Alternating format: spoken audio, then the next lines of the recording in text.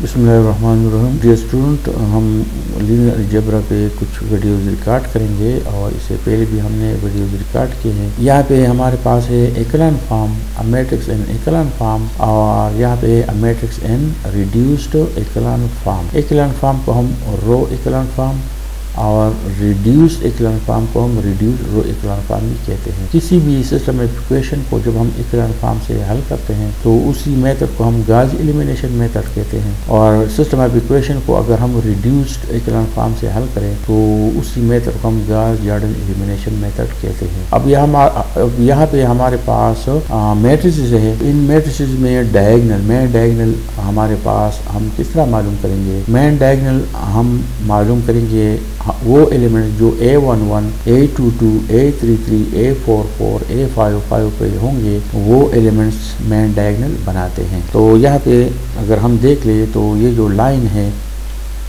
ये एलिमेंट्स क्या है? ये A11, A22, A33 पे, तो ये मेन डायगोनल है। इसी तरह यहाँ पे जो एलिमेंट है ये A11 है पहला वाला, ये A22 है, इस तरह ये A33 है, तो ये मेन डायगोनल है। यहाँ पे हमारे पास जो एलिमेंट है A11, A22, ये मेन डायगोनल है। इसी तरह ये वाला जो है A11, A22, A33, A44, A5, ये मेन डायगोनल है। तो ये हमारे पास मेन डायगोनल है। मेन डायगोनल हम किस तरह मालूम करेंगे? A11, A22, A33, ये सारे मेन डायगोनल बनाते हैं। यहाँ पे जो मैट्रिक्स है ये अपर ट्रायंगुलर मैट्रिक्स है। यहाँ पे जो मैट्रिक्स है ये अपर ट्रायंगुलर भी है और लोअर ट्रायंगुलर भी है। तो एक्लान फॉर्म में जब जो मैट्रिक्स होगा इसको हम अपर ट्रायंगुलर मैट्रिक्स बनाएंगे और मेन डायगोनल पे हम 1 लाएंगे। और इसी तरह जो रिड्यूस्ड फॉर्म में होगा तो उसको हम सबसे पहले एक्लान फॉर्म में चेंज करेंगे और फिर उसके बाद मेन डायगोनल के ऊपर जितने भी एलिमेंट हो उसको हम 0 बनाएंगे। यहाँ पे जो मैट्रिक्स है, ये जो सिंबल है, इसका मतलब क्या है? The symbol represent a number, और ये क्या है? Square matrix having main diagonal 1। तो ये एक स्क्वायर मैट्रिक्स है, इसके मेन डायगोनल पे 1 है, और ये हमारे पास एक अपर ट्रायंगुलर मैट्रिक्स है। इस तरह ये भी एक अपर ट्रायंगुलर मैट्रिक्स है। तो किसी भी मैट्रिक्स को एक्लान फॉर्म में तब्दील करने के लिए हम क्या करेंगे? हम इसको अपर ट्रायंगुलर मैट्रिक्स बनाएंगे। अपर ट्रायंगुलर मैट्रिक्स में जीरोज एंड लोअर ट्रायंगुलर, यानी मेन डायगोनल के नीचे 0 होंगे विद 1 along मेन डायगोनल, और मेन डायगोनल पे 1 होगा। Everything below 1 in each column must be 0, और 1 के नीचे हर एक कॉलम में 0 होंगे। तो एक मैट्रिक्स एक्लान फॉर्म में होगा अगर वो अपर ट्रायंगुलर मैट्रिक्स होगा, मेन डायगोनल पे 1 होगा और मेन डायगोनल के नीचे 1 के नीचे 0 होंगे, तो ऐसा मैट्रिक्स एक्लान फॉर्म में होगा। इस तरह यहाँ पे जो मैट्रिक्स है ये रिड्यूस एक्लान फॉर्म में है, यानी 1 के नीचे 0 है, इसी तरह इसी 1 के नीचे 0 है, ऊपर भी 0 है, इसी 1 के ऊपर 0 है।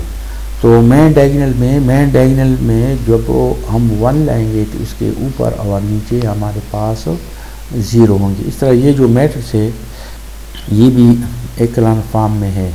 एक्लान फॉर्म में इसी 1 के नीचे 0 है, इसी कॉलम में हमारे पास 1 नहीं है, तो इसको हम इस तरह रहने देते हैं। इस तरह ये जो कॉलम है यहाँ पे जो एलिमेंट है ये 1 होना चाहिए, लेकिन ये 1 नहीं है, तो इस तरह ये हम छोड़ देते हैं। इस तरह यहाँ पे 1 होना चाहिए लेकिन 1 नहीं है, तो इस तरह ये भी रह जाता है। इस तरह ये 1 है, 1 नहीं है, तो ये भी रह जाता है। तो ये एलिमेंट क्या है? ये भी हमारे पास नो मेन डायगोनल। यहाँ पे हमने लिखा है नो मेन डायगोनल, लेकिन इसका मेन डायगोनल ये है जिस तरह पहले हमने इस तरह लाइन खींचा था, ये वाला ये मेन डायगोनल है। तो ये एक्लान फॉर्म में है और ये हमारे पास रिड्यूस्ड एक्लान फॉर्म में है। तो किसी भी मैट्रिक्स को अगर हम इसी फॉर्म में या इसी फॉर्म में चेंज करें तो इसको हम रिड्यूस्ड एक्लान फॉर्म कहते हैं। We create an upper and lower triangular matrix with 1 along the main diagonal and 0 everywhere else, यानी मेन डायगोनल पे हम 1 लाएंगे और मेन डायगोनल के ऊपर और नीचे हम 0 लाएंगे, तो इसे मैट्रिक्स को हम रिड्यूस्ड एक्लान फॉर्म में कहते हैं।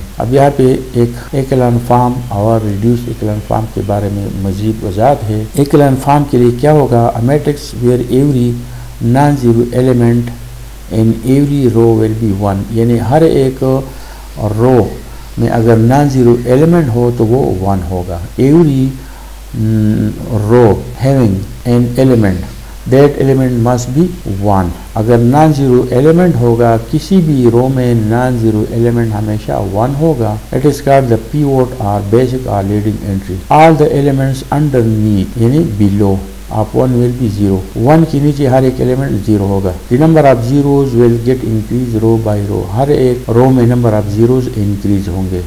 तो अब यहाँ पे देख ले 1 के नीचे 0 है और हर एक रो में नंबर ऑफ जीरोज इंक्रीज हो रहे हैं। यहाँ पे इसके मुकाबले यहाँ पे नंबर ऑफ जीरोज इंक्रीज हो गई, इस तरह यहाँ पे मजीद इंक्रीज हो गई। तो ये दोनों हमारे पास अपर ट्रायंगुलर मैट्रिसेस है और मेन डायगोनल पे 1 है, तो ये हमारे पास एक्लान फॉर्म है। These two are matrices in echelon form. ये जो मेन डायगोनल है, this is the main diagonal और मेन डायगोनल के नीचे 0 है और मेन डायगोनल के ऊपर हमारे पास कुछ नंबर्स है। इसी तरह रिड्यूस्ड एक्लान फॉर्म क्या होगा? The matrix will be in the echelon form. सबसे पहले ये एक्लान फॉर्म में होगा। All the elements above and below 1 must be 0।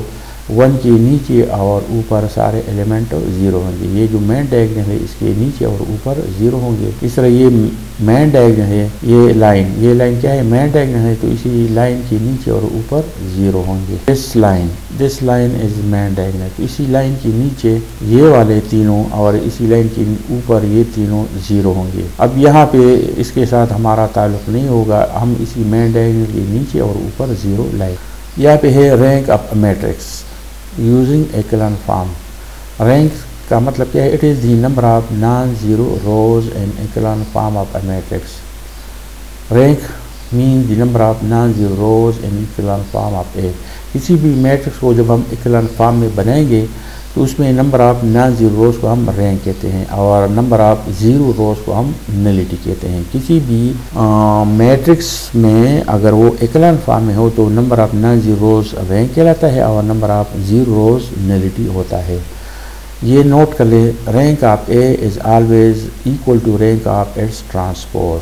किसी भी मैट्रिक्स या इसके ट्रांसपोज का रैंक बराबर होगा। अब यहाँ पे है if A is a matrix of order 3 such that. अगर हमारे पास एक मैट्रिक्स ऑर्डर 3 का हो तो अगर इसका डिटरमिनेंट 0 होगा तो इसका रैंक ऑर्डर से कम होगा और अगर डिटरमिनेंट नॉन जीरो होगा तो उसका रैंक ऑर्डर के बराबर होगा। क्योंकि अगर डिटरमिनेंट 0 हुआ तो इसका मतलब ये हो सकता है कि इसमें कोई रो 0 है, एक रो या 2 रो 0 है तो उसका रैंक ऑर्डर से कम होगा। अगर डिटरमिनेंट 0 नहीं है तो उसका रैंक ऑर्डर के बराबर होगा। Thank you.